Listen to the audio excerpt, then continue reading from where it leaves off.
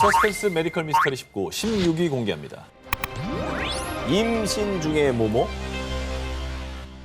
자, 이번 특종은 사진을 먼저 공개하겠습니다. 어허. 아유, 이뻐라. 아유 귀엽다. 뭐 생김새 딱 쌍둥이네요. 쌍둥이인가요? 네, 너무 닮았네. 그래 보이네요. 똑 닮은 두 아이는 2021년 10월 25일 같은 날 같은 뱃속에서 태어난 형제입니다. 하지만 이 두 아이는요, 쌍둥이가 아닙니다. 엄연한 형과 동생 사이입니다. 같은 날 태어나도 형 동생이 있죠. 뭐 몇 분 차이로? 한 30초 뭐 이렇게. 네. 근데 그게 쌍둥이잖아. 그럼 어허, 그 쌍둥이지. 근데 쌍둥이 아니라면서요. 그런 얘기가 아닙니다. 쌍둥이가 아니에요. 자, 귀여운 아기들이 가진 출생의 비밀을 밝혀드립니다. 2021년 3월 미국 텍사스주 카라 윈홀드와 블레이크 부부가 산부인과를 찾았습니다. 축하합니다. 임신입니다. 그토록 기다리던 아기 천사가 두 사람에게 찾아왔고요. 부부는 매주 병원을 찾아 초음파 검사를 하며 아기의 심장 박동을 확인했습니다. 자식을 참 낳아본 입장에서는 이 마음이 너무 공감이 돼요, 진짜. 아우, 저 심장박동 소리 처음 들었을 때. 야, 그것도 요즘에 기술이 발달돼서 심장 소리만 키워서 그렇죠. 들려줘. 그럼 어떻게 들려? 무럼차 막. 오, 비슷해요. 맞아요. 되게 아, 비슷해요, 그래? 지금 그 소리랑. 진짜 똑같아. 아, 진짜요? 새롭게 개인기 하나 얻어가네. 아기 심장 소리. 아, 애기 심장 소리 개인기. 그런데 말입니다. 부부가 알게 된 충격 사실. 아니, 대체 어떻게 이런 일이? 지금 임신 중인데요. 또 임신하셨습니다. 정말 놀랍게도 카라는 일명 중복 임신을 한 것이었습니다. Went in at 7 weeks again just to check, and I had my husband would come with me, and there was another baby. He was not there in the first sonogram at 5 weeks. It was definitely a shock. 이거 말이 안 되는데? 오진. 그러니까 초음파를 했을 때 네. 미처 여기 한 명이 더 있는 거를 이 여의사가 못 봤. 아닙니다. 에이, 설마. 사실 중복 임신은 의학계에서도 매우 희귀한 사례인데요. 일단 첫 번째, 임신 중 분비되는 호르몬이 추가 배란을 방지하는 기능을 해서 난자가 배출되기 어려운데 중복 임신한 여성은 임신 중에 난자를 배출한 거죠. 그러니까 제가 이해가 안 되는 게 이 부분이었어요. 이게 흔치 않은 케이스라는 네. 거죠. 두 번째, 임신한 여성의 자궁경부에서는 두꺼운 점액이 생성, 정자가 통과되는 걸 막는 역할을 하지만 중복 임신인의 경우 정자가 이를 통과합니다. 야, 그게 가능하다고? 그리고 세 번째, 뒤늦게 수정된 수정란이 이미 임신에 공간이 부족한 자궁에 착상되는 것도 아주 어렵지만은 이 역시 통과합니다. 그렇게 아주 희박한 세 가지 확률을 모두 뚫어야 중복 임신이 되는 것이죠. 자, 그렇게 2021년 10월 25일 쌍둥이처럼 보이지만 이미 뱃속에서부터 형과 동생으로 결정된 콜슨과 케이든이 세상에 태어납니다. 말씀한 것처럼 임신 중에 또 배란이 된 거고 자궁 구조가 바뀌고 입구가 더 좁아졌는데도 그걸 뚫고 뚫고서 들어가는 거죠. 사실 수정이 됐다고 해도 착상이 안 될 수 있는데 이것까지 가능해졌다는 거잖아요. 그렇죠. 정말 귀한 아이들이네요, 진짜. 사실 이 두 아이를 갖기 전에 부부는 세 번의 유산을 겪으며 난임으로 힘들어했었는데요. 어쩌면 아기를 갖기를 염원하는 이 간절한 마음이 닿아서 이런 기적이 일어난 게 아닐까요? 여름 특집 서스펜스 메디컬 미스터리 19, 13위 공개합니다. 장기가 뭐뭐 미스터리 신체의 비밀. 자, 두 기자님께 상식 테스트를 한번 해보겠습니다. 심장이 어느 쪽에 있습니까? 왼쪽에 있죠. 왼쪽 가슴. 왼쪽입니까? 네. 그럼 간은 어디 있어요? 오른쪽. 가는 그 아래. 아니, 그 약간 등 쪽에 있죠, 이게. 부었네요. 다들 이게 이제 상식이죠. 그런데 이런 장기들이 우리가 알고 있는 상식과 전혀 다른 그런 사람이 있다면 믿으시겠습니까? 아니, 근데 보통 제 위치에 있어야 기능도 제대로 하고 네네. 이게 아니면은 우리는 탈장이라고 그러잖아요. 이게 제대로 안 되면. 탈장이죠. 아, 그게 건강에도 문제가 있을 것 같은데. 2017년 10월 미국 오레건주 오레건 보건대학교에서 해부학 수업 중이던 의대생 워렌 닐슨은 시신을 해부하다가 충격적인 발견을 합니다. 시신은 자연사한 미국 여성 로즈 마리 벤틀리, 그녀의 장기들은 심장을 제외하고 위와 비장, 간 등 모두 정반대의 위치에 있었습니다. 그뿐 아니라 정맥이 있어야 할 자리는 텅 비어 있고 심지어 혈관이 엉뚱한 곳에 연결돼 있기도 했습니다. DNA가 시킨 대로 이게 분열이 되면서 자기 위치를 잡잖아요. 근데 그게 정해진 프로그램이 있는데 아하, 심장 빼고 다 반대로. 야, 이거는 벤틀리 여사처럼 몸속 장기가 정반대로 배치돼 있는 증상을 좌우 박균증이라고 하는데요. 이런 용어가 있다는 거는 의학적으로 이렇게 분류될 만한 사람들이 꽤 있다는 뜻이잖아요. 맞습니다. 자, 심장 질환을 동반해 신생아 22,000명 중에 1명꼴로 발견되는 희귀 질환인데다가 원인도 밝혀지지 않았다고 합니다. 뭐 희귀 질환이긴 하지만 어쨌거나 생명에 지장이 있는 건 아닌 모양입니다. 좌우 박균증을 갖고 태어나면 보통은 5세 이전에 사망합니다. 거의 5천만 명 중에 1명만이 성인이 될 때까지 생존할 수 있다고 하는데요. 그래서 지금까지 이 질환을 갖고 생존했다고 알려진 사람은 단 2명뿐입니다. 그런데 벤틀리 여사는 무려 99세까지 장수. 의사들은 그녀가 장수할 수 있었다는 사실에 놀랐습니다. 아니 사실 일반적인 걸로 봐도 99세면 엄청 장수하신 거잖아요. 그렇죠, 그렇죠. 벤틀리 여사는요, 생전에 미국 50개 주를 여행하고요. 만성 질환 없이 매우 건강한 삶을 살았다고 합니다. 그래서인지 사망할 때까지 자신들의 장기들이 정반대에 있다는 사실을 꿈에도 몰랐다고 합니다. 이야, 대단하다. 아니, 병원을 아예 안 가신 거네. 병원 안 간 거예요. 건강검진 아예 안 받은 거야. 왜냐면 CT 촬영 한 번도 안 하신 거네. 아니, 청진기 돼도 뭔가 이상하게 들릴 수 있잖아. 그렇지. 그렇지. 진짜 건강하게 사셨네. 학자들은 의학사의 길이 남을 그녀의 해부학적 기형에 높은 관심을 보였는데요. 벤틀리 여사의 딸은 어머니에 대해 이런 말을 남겼습니다. 어머니가 살아계셨다면 당신이 5천만 분의 1의 사람이라는 걸 알고 무척이나 재밌어했을 거예요. 여름 특집 서스펜스 메디컬 미스터리 19 9위를 공개합니다. 뇌 없이도 살 수 있다. 이번 특종을 들으시면 깜짝 놀라실 겁니다. 사진으로 먼저 보실까요? 뭐야? 뻥 뚫려 있는 거 아니야? 이게 뭐야? 뇌가 없잖아. 아니 저기가 지금 비어 있다는 거예요? 응. 아니 잘못 찍힌 거 아닙니까 혹시? 아닙니다. 1980년 영국 사우스 요크셔주 셰필드. 대학생 피터는 통증과 함께 머리가 부풀어 오르는 느낌을 받고 병원을 찾아 검사를 받았습니다. 그런데 뇌 CT를 촬영한 결과 피터의 담당이었던 로버 박사는 경악을 금치 못했는데요. 아니 뭐야? 아무것도 없잖아. 피터의 두개골에는 뇌가 아닌 뇌 척수액만 가득 차 있었던 겁니다. 자, 일반인의 뇌는 약 1.5kg 정도지만 피터의 뇌에는 약 300g 남짓의 뇌 척수액과 이를 감싸는 얇은 망만이 존재. 사실상 뇌가 없는 상태였는데요. 와. 자, 우측이 이제 정상적인 모습이고요. 꽉 차 있어야지. 왼쪽이 이제 피터의 사진인데 누가 보더라도 확연히 차이가 나죠. 이 놀라운 사실에 로버 박사는 피터와 비슷한 물뇌증 환자 600명의 뇌를 정밀 관찰을 했는데 그 결과 약 10%에 해당하는 환자들의 뇌에 95%가 없었다고 합니다. 로버 박사가 조사했던 뇌가 없는 환자들 중에 절반은 심각한 장애를 앓고 있었지만 나머지 절반은 지능지수 100이 넘는 정상범주에 해당했다고 하는데요. 특히나 피터는 IQ만 126, 심지어 수학과 우등생이었다고 합니다. 야 이게 말이 되는 거야? 그러면 저 얼마 안 남아있는 뇌의 밀도가 되게 높은가 보다. 자, 일부 뇌과학자들은 존 로버가 CT 사진을 잘못 해석한 것이라며 부정하기도 했지만 캐나다의 신경과학자 존 앤드류 아머는 장기의 신경세포가 뇌를 대신해 기억을 저장하는 겁니다. 라며 세포 기억사를 주장하기도 했는데요. 아직도 정확하게 밝혀지지 않은 뇌 미스터리. 인간의 잘못된 해석일까요? 아니면 풀리지 않는 인체 신비일까요? 여름 특집 서스펜스 메디컬 미스터리 19 8위를 공개합니다. 태안의 모모 미스터리 임신. 2006년 칠레 테무코.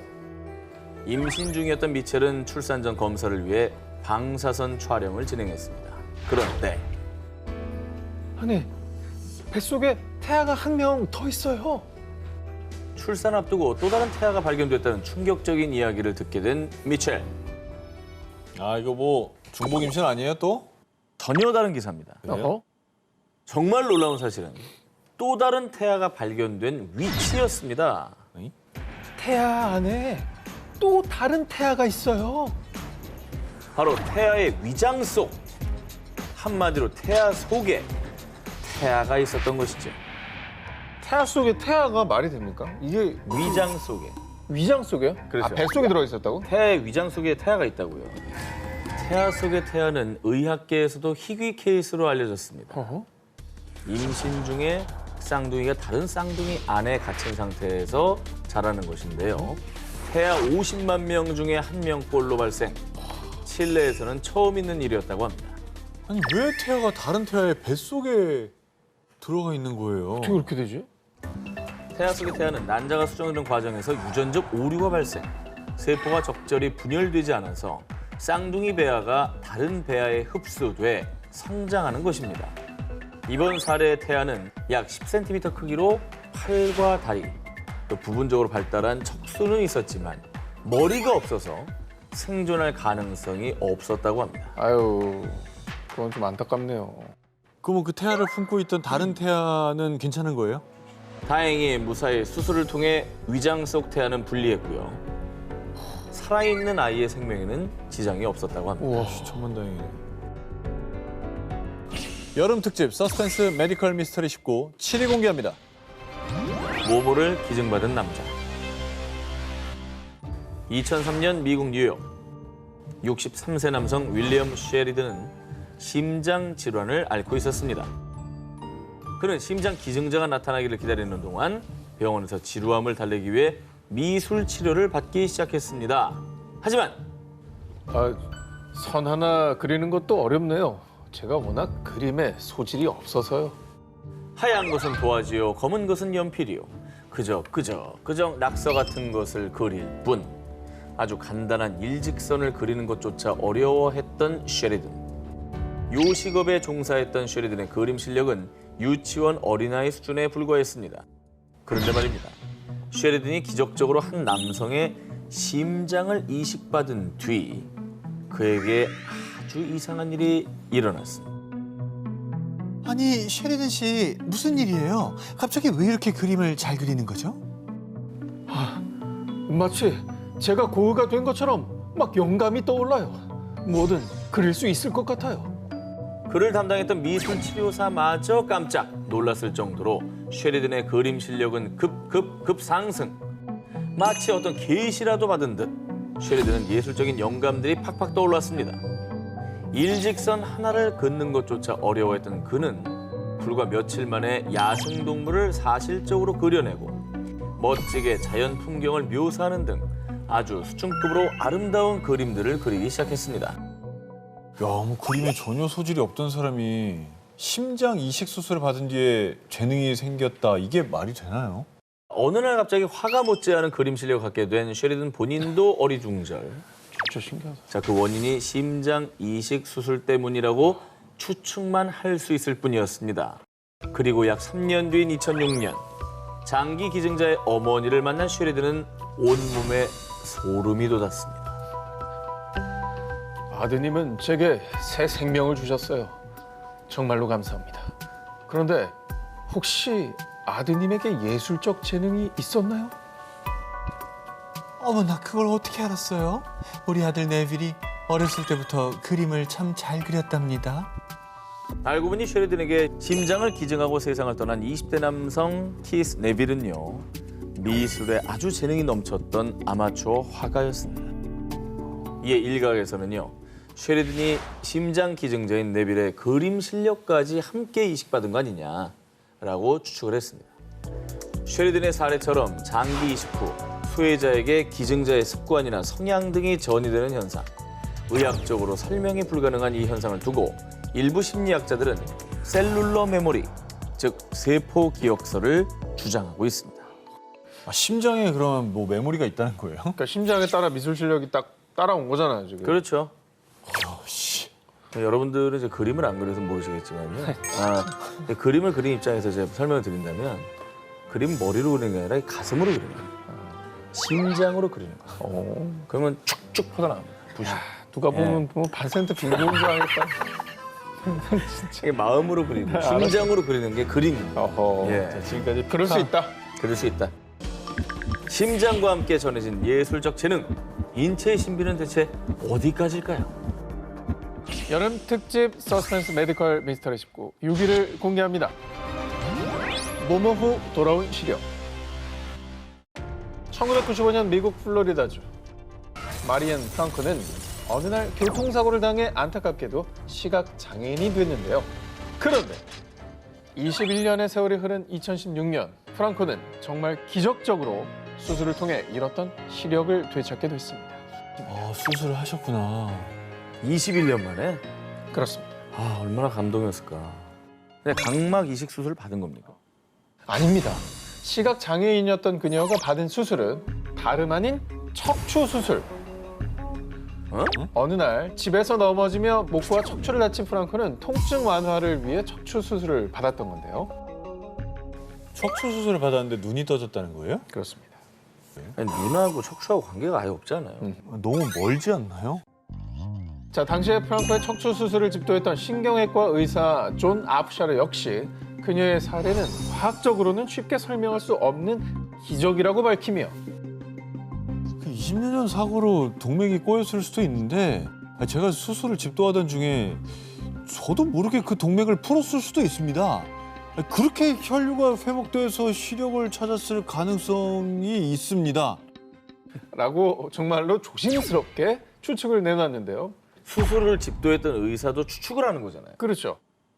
자, 놀라운 점은 여기서 끝이 아닙니다. 이 프랑코는 시력을 잃기 전부터 선천적으로 색깔을 구분하지 못하는 생맹이었는데요. 그런데 척추 수술 이후 시력을 되찾은 것은 물론 색깔까지 구분할 수 있게 된 겁니다. 생맹도 극복을 했네. 야, 이건 더 놀라워요. 척추 수술로. 생명이 불치병 아닌가? 생명은 그냥 그렇게 돼 있는 거죠. 그냥 그렇게 몸이. 돼 있는 거잖아요. 돌아오기 쉽지 아예 않죠. 구분을 못 하거든요. 저 이해를 못 하고 있잖아요. 추측만 네. 하고. 근데 동맥 뭐 이렇게 풀다가 어디 혈자를 눌렀겠지. 그럼 아. 팍! 갑자기 여기가 팍! 기와 아. 혈을 팍! 지극히 제 전현무 씨의 개인 의견이라는. 완전 개인적인 의견. 원인은 알 수 없지만 분명히 척추 수술 이후 시력도 되찾고 생명도 치료된 프랑코. 21년 만에 딸의 얼굴을 마주하며 감동의 눈물을 멈출 수 없었다고 하는데요. 의학적으로 설명할 수 없는 기적을 마주한 여성. 앞으로는 사랑하는 사람들의 모습을 눈과 가슴에 담으시면서 소중한 나날을 보내기를 바랍니다. 여름 특집 서스펜스 메디컬 미스터리 19 4위 공개합니다. 모모를 못 느끼는 사람. 2019년 영국 인버네스.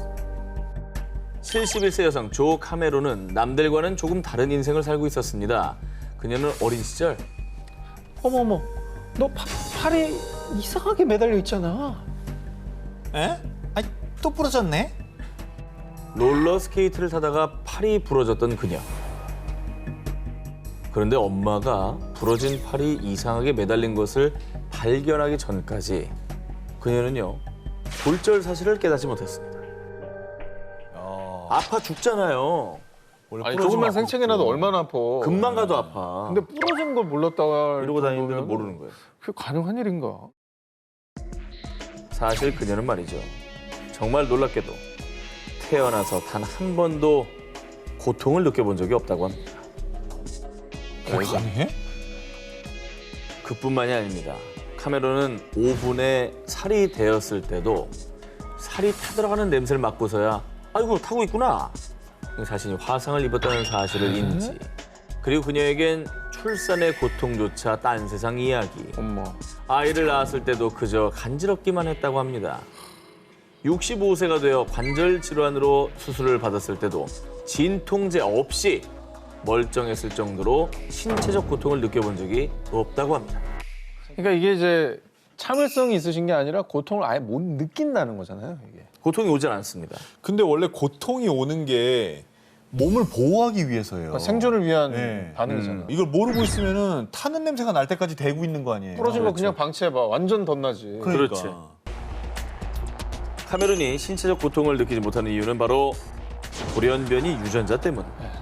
수백만 분의 1의 확률로 나타나는 카메론의 증상에 유전학자들은 그녀의 유전자를 분석해봤습니다. 그녀에게서 고통을 느끼지 못하는 유전자 변이를 발견했는데요. 그녀는 통증과 기분, 기억력과 관련된 효소를 억제하는 유전자를 보유.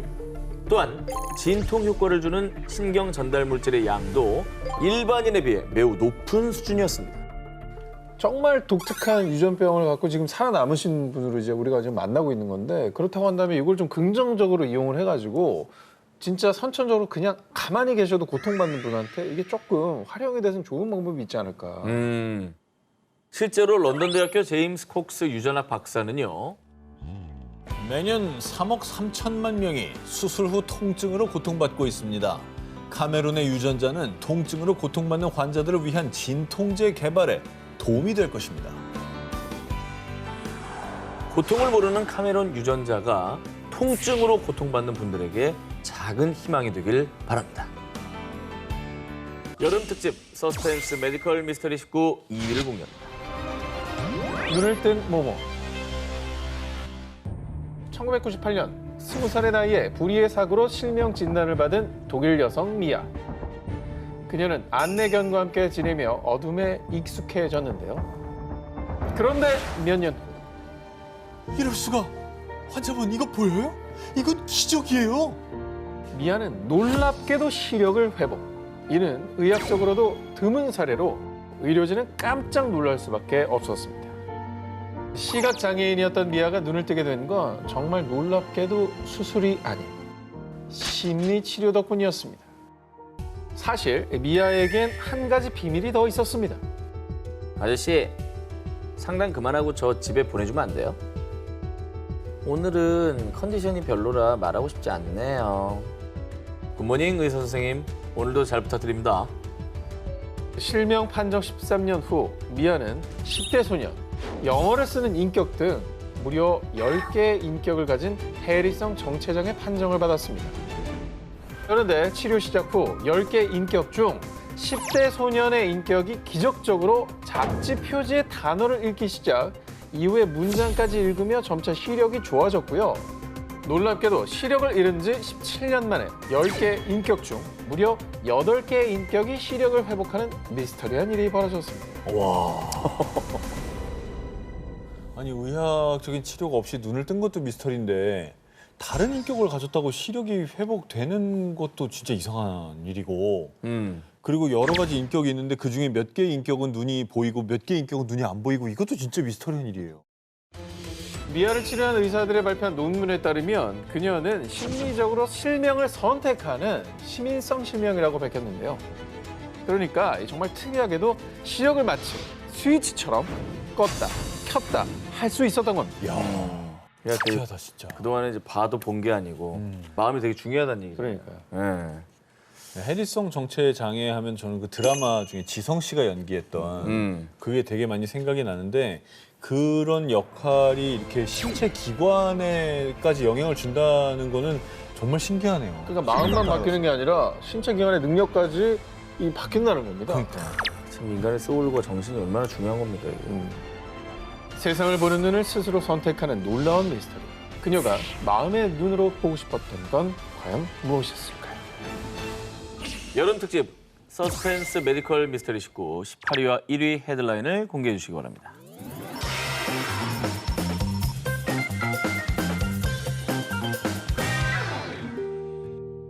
(2017년) 이스라엘 골란 고원의 한 마을.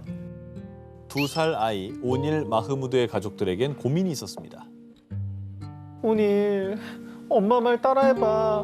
엄마, 오닐 아무 말이나 좀 해봐. 오닐이 2살이 되도록 전혀 말을 하지 못했던 겁니다. 발달에 따라서 뭐 18개월 보통 지나면 이렇게 옹알이 같은 것도 하면서 쉬운 뭐 엄마 이 정도는 하거든요. 근데 2돌이 지날 때까지 말 한마디 못했다는 거 이거 좀 걱정이 될 만도 하죠. 정말 불행 중 다행으로 비록 알아들을 순 없지만 오닐은 점차 무언가 소리를 내기 시작했는데요. 옹알이 하는 겁니까, 그러면? 다행이네요. 네. 그리고 드디어 말하기 시작한 오닐. 그런데 오닐의 말을 들은 부모는 패닉에 빠졌습니다.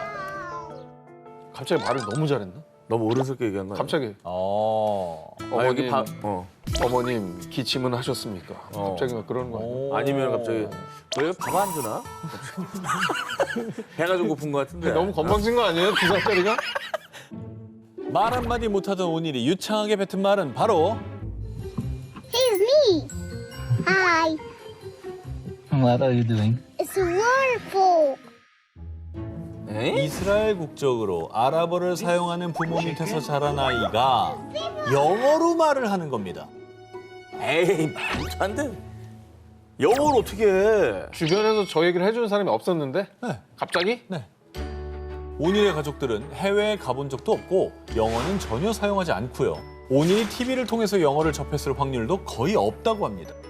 그런데도 불구하고 언어학자에 따르면 3살이 된 온일은 묘하게도 영어권 가정에서 자란 3살 아이 수준의 영어를 구사했고요. See the smoke. The smoke? Where do you see the smoke? See it. Look, it's here. 반면 가족들이 사용하는 온일의 모국어인 아랍어는 또래들보다 한참 부족한 수준이었습니다. 근데 이게 가르쳐 준 적도 없는데 저 모르던 언어를 이렇게 알 수가 있나? 그리고 모국어는 또 잘 못한다고 그러잖아요. 이처럼 기이한 온일의 사연은 이스라엘의 현지 방송에 소개되며 엄청난 화제를 모았는데요. 그런데 더욱 미스터리한 건 언어학자들이 분석한 온일의 말투는 런던 남부 파키스탄계 이민자의 억양. 나는 근데 이거는 진짜 누가 부활 이런 거 한 거 같아. 오. 아, 이거는 이해가 안 가잖아요. 그러니까, 갑자기 부활이요? 아니, 그러니까 런던 남부 파키스탄계 어떤 분이 저 아이의 몸으로 부활을 한 거죠. 아니, 너무 먼데 그리고 지리적으로도 뭐 이렇게 인도 아니, 그쪽이잖아요. 뭐 부활이 뭐 마일리지 따져가면서 다닙니까? 영혼이 어디서든 나올 수 있는 아니, 거지. 아니 부활을 어떻게 믿어? 아니, 그럼 어떻게 설명할 거야? 아니, 설명은 나도 못하지. 못하면은 내 말을 믿어. 아 진짜. 그리고 일각에서는요. 온일은 영어를 사용하던 파키스탄 남자의 영혼이 환생한 게 분명합니다. 내 말을 내가 연기할 줄이야. 온일 가족과 그 지역민들은 환생과 윤회를 믿는 종교 드루즈 신자로요. 봐봐. 온일이 전생에 영어를 사용했기 때문에 환생에서도 아랍어보다 영어로 먼저 말하는 것이라고 주장했습니다. 이제 하다 환생까지 나왔네요. 환생한 영혼 입장에서는 알아보기 어렵죠. 근데 영어 쓰던 사람인데. 아니 기정사실화하지 말라고 이걸. 전혀 배운 적 없는 영어로 말하는 아랍아이. 아이는 정말 누군가의 환생인 걸까요? 진실은 여전히 베일에 쌓여 있습니다. 2002년 미국 보스턴의 한 병원을 찾은 52세의 여성 카렌 키건. 의사는 그녀에게 신장 이식 수술이 필요하다고 진단했고요. 이에 키건의 남편 맥스와 세 아들이 신장 기증 가능 여부를 확인하기 위해 검사를 받았습니다. 그런데 이후 의사로부터 충격적인 이야기를 들은 키건. 검사를 하다가 발견한 건데 혹시 아드님이 친자가 아닌가요? 키건 씨의 DNA와 불일치해서요.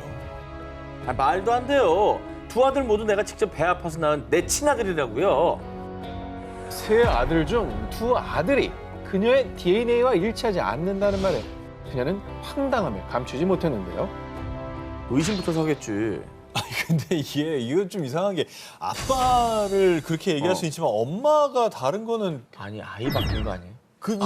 이렇게 생각이 되는 거지. 병원에서 간호사의 실수로 이렇게 바뀌는 그냥 뭐 거. 드라마 자이언트 이런 것처럼. 그래.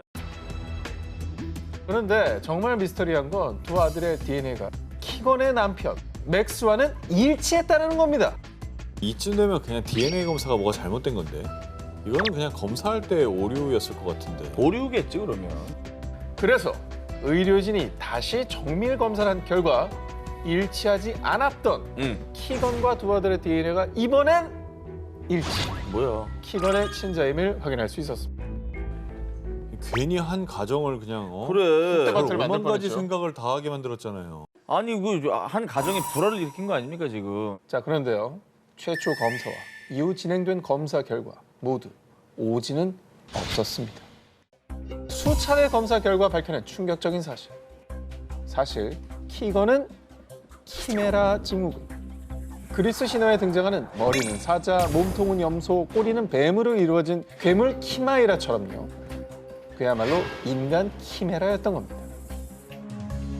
키메라? 그런 게 있어요? 괴물이잖아. 그러니까 DNA 배열이 전혀 다른 두 가지 유전 조직이 몸 안에 공존한다는 거예요? 키메라가 한 몸에 다른 동물이 섞여 있는 생물인 네. 거잖아요. 그게 뭐야? 그게 말이 돼?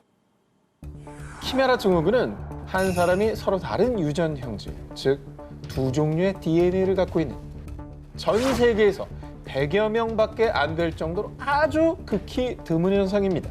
키메라 증후군의 정확한 원인은 아직 밝혀지지 않았는데요. 당시 의료진들이 키건의 머리카락, 피부, 갑상선 등 신체 곳곳의 조직들을 검사한 결과 키건의 신체 내에서 전혀 다른 DNA들을 발견. 이 또 다른 DNA가 친자가 아닌 줄 알았던 두 아들의 DNA와 일치했던 겁니다.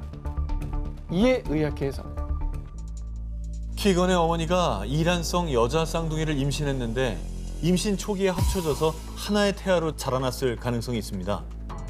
그러니까 키건이 엄마 뱃속에 있을 당시 쌍둥이의 세포가 근육이 흡수되는 바람에 두 가지의 DNA를 갖고 태어난 게 아닐까 추측했는데요. 진짜 키메라인 거네 그러면? 인간 키메라. 인간 키메라, 인간과 인간 키메라인 거네. 가능한 거예요, 근데 과학적으로? 내 안에 또 다른 내가 존재하는 인간 키메라. 언제쯤 그 출생의 비밀을 밝힐 수 있을까요? 세계를 파멸시킬 무서운 재앙 19, 16위 공개합니다. 뇌를 파괴하는 살인, 무몸. 2015년 8월 미국 텍사스주 육상 선수인 14살 마이클 존 라일리 주니어는 샘 휴스턴 주립공원의 한 호수에서 수영 훈련을 했는데요. 그런데 수영 훈련을 마치고 며칠 뒤 아, 머리가 왜 이렇게 아프지? 아, 자, 마이클은 계속되는 두통과 고열에 시달리다 가족과 함께 병원을 찾았는데요. 이때 의사가 내린 청천벽력 같은 진단. 아, 마이클에게 남은 시간이 얼마 없습니다. 자, 급작스럽게 시한부 선고를 받은 마이클은 두통을 호소한 지 불과 17일 만에 결국 세상을 떠나고 말았습니다. 뭐죠? 아니 뭐 운동선수면 몸도 건강했을 텐데. 나이도 어렸어요. 평소 지병이 있었던 거 아닙니까? 자, 마이클의 갑작스러운 사인은 일명 뇌를 먹는 아메바, 파울러 자유 아메바 때문이었는데요. 아메바요? 네? 뇌 속에 있나요? 뇌를 먹어요? 그렇습니다. 자, 몸 전체가 한 개의 세포로 되어 있는 단세포 동물 아메바. 그 종류가 40여 가지에 이르는데요. 그 중에서도 파울러 자유 아메바는 10에서 20 마이크로미터, 눈에 보이지 않을 정도로 아주 작고 가느다란 미세먼지만한 크기로요. 주로 따뜻한 담수에 서식하는데요. 이 파울러 자유 아메바가 있는 물이 피부에 닿거나 물을 마신다고 해도 인체에 큰 영향은 없지만요. 그러나 문제는 이 아메바가 코를 통해 들어갔을 경우입니다. 코 속으로 들어간 파울러 자유 아메바는 코 점막을 뚫고 후신경을 따라 뇌로 이동하는데요. 정말 끔찍하게도 뇌에 침투한 아메바는 뇌세포를 갉아먹고 뇌세포를 괴사시킨다고 합니다. 아, 무섭네요. 그야말로 뇌를 파먹는다는 얘기죠. 자, 이러는 동안 몸에선 어떤 증상이 일어나느냐. 자, 초기에는 심한 두통과 고열 등의 증상이 나타나다 전뇌가 파괴되면서 균형 감각을 상실하고 발작을 일으키다 혼수 상태에 빠지고 그러다 결국에는 수일 내에 사망에까지 이른다고 합니다. 그래서 파울러 자유 아메바의 치사율은 무려 95% 이상. 실제로 미국 질병통제예방센터에 따르면 1962년부터 2018년 사이 미국에서 아메바 감염자 145명 중 생존자는 단 4명에 불과했다는데요. 야, 걸리면 뭐 없네요. 치사율이 너무나 공포스러운 수준이죠. 아니 근데 너무 무서운 게 나도 모르게 당하는 거잖아요. 그리고 담수에 서식하면 우리나라에도 이제 담수가 많으니까. 자, 과연 그럴까요? 네. 안타깝게도 그렇습니다. 아, 그래요? 자, 국내 아메바 전문가들은 우리나라 토양이나 물에서도 뇌를 먹는 아메바는 얼마든지 서식할 수 있다라며 경각심을 당부하고 있는데요. 토양이나 담수에 서식하는 가시 아메바는요, 사람의 눈을 통해 감염되는 경우 각막염뿐만 아니라 심하면 실명까지, 또 피부의 상처를 통해 감염이 될 경우 뇌수막염을 일으켜 사망에까지 이르게 하는데요. 실제로 우리나라에서 이 가시 아메바로 인한 사망자가 2명이나 발생한 바가 있다고 합니다. 야, 이 뇌 먹는 아메바는요, 아직까지 효과적인 치료약이 없다고 합니다. 그래서 미국 질병통제예방센터에서 파울러 자유아메바 감염을 막기 위한 주의사항을 발표했는데요. 수온이 높은 담수에서는 가급적 수영을 피하고요. 또 수영을 하실 때 꼭 코마개를 착용할 것을 당부하고 있습니다. 코막에. 기왕이면 뭐 코도 막으시고요. 그리고 수경도 잘 좀 착용을 하셔야 될 것 같습니다. 2016년 11월 27일 금요일 밤 미국 아칸소주 30번 고속도로에는요. 나들이를 마치고 룰루랄라 집으로 귀가하던 한 가족이 있었습니다. 그런데 브라이스 가족이 탄 차가 그만 차선을 바꾸려던 대형 트럭과 충돌하고 말았는데 가족이 탄 차는 중심을 잃고 이리저리 미끄러졌고요. 차량의 측면이 완전히 부서졌습니다. 가까스로 정신을 차린 브라이스의 엄마 제케이시아 콜스는요. 부상당한 몸을 이끌고 딸아이의 행방을 찾았지만 차 내부 그 어디에서도 보이지 않았고요.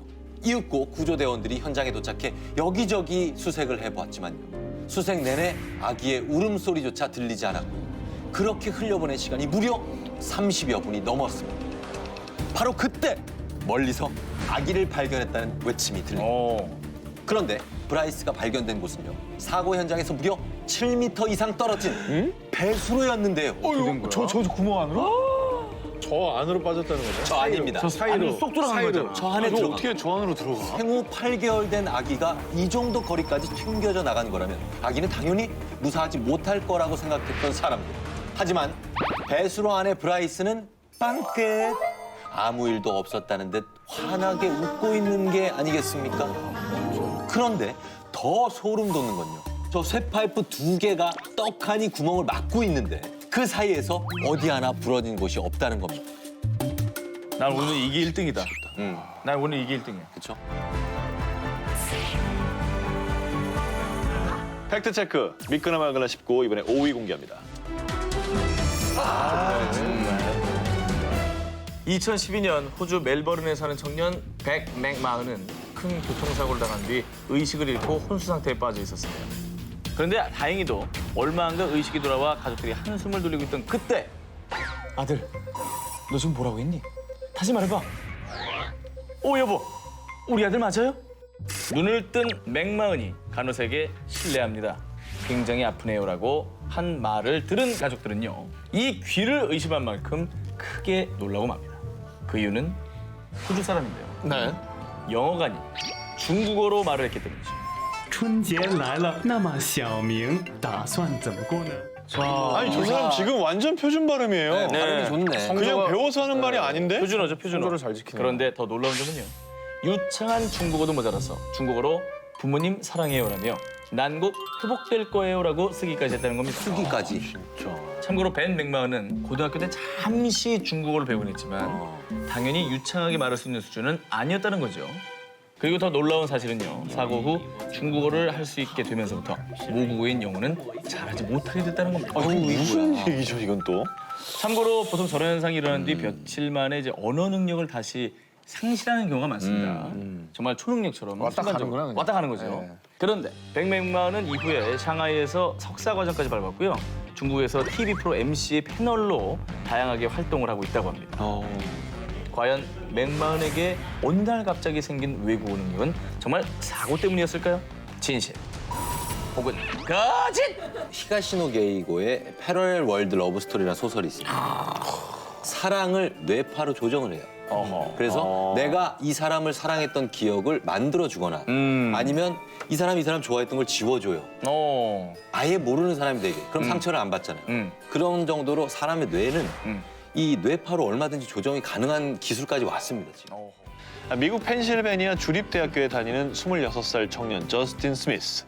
2015년 2월 20일 밤 친구들과 거하게 술을 마신 스미스는 술도 깰 겸 집까지 걸어가기로 합니다.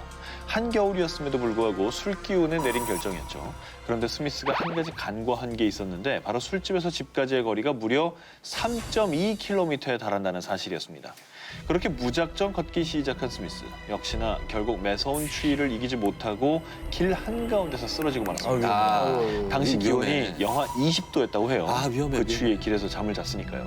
얼어 한편 죽어. 다음 날 아무 사정도 모르는 스미스의 아버지는 외박을 한 아들이 연락도 되지 않자 곧장 아들을 찾기 위해 집을 나섰습니다. 그리고 얼마 후 눈더미 위에 누워있는 스미스를 발견한 아버지는 황급히 아들에게 다가갔는데요. 그러나 이미 아들의 몸은 차갑고 딱딱하게 굳어 있었습니다. 아이고. 당시 급히 아버지의 신고를 받고 현장에 도착한 응급 의료진의 소견 역시 동사였습니다. 그런데 의료진 중 한 명이었던 제럴드 콜맨의 의견은 달랐습니다. 이미 심장이 뛰지 않는 스미스를 치료해보자! 라는 진단을 내린 거죠. 의료진들은 먼저 인공 혈관을 만들어 스미스의 혈액을 몸 밖으로 빼냈고요. 그리고 그 혈액에 산소를 공급하고 온도를 높이는 작업을 거쳐서 다시 스미스의 체내로 주입시켰습니다. 어떻게 뭐 근데 그 결과 그러니까. 정말 믿을 수 없는 일이 벌어지게 된 겁니다. 보름 만에 혼수 상태에 있던 스미스가 기적적으로 눈을 뜨게 된 겁니다. 진짜 죽었다 깨어난 거죠. 더 놀라운 사실은요. 동사로 냉동인간 상태였음에도 불구하고 뇌 손상은 거의 없었고요. 스미스를 진료했던 의사들조차 과학으로 설명할 수 없는 일이라고 합니다. 비록 심각한 동상으로 새끼 손가락과 발가락 일부를 절단했지만요.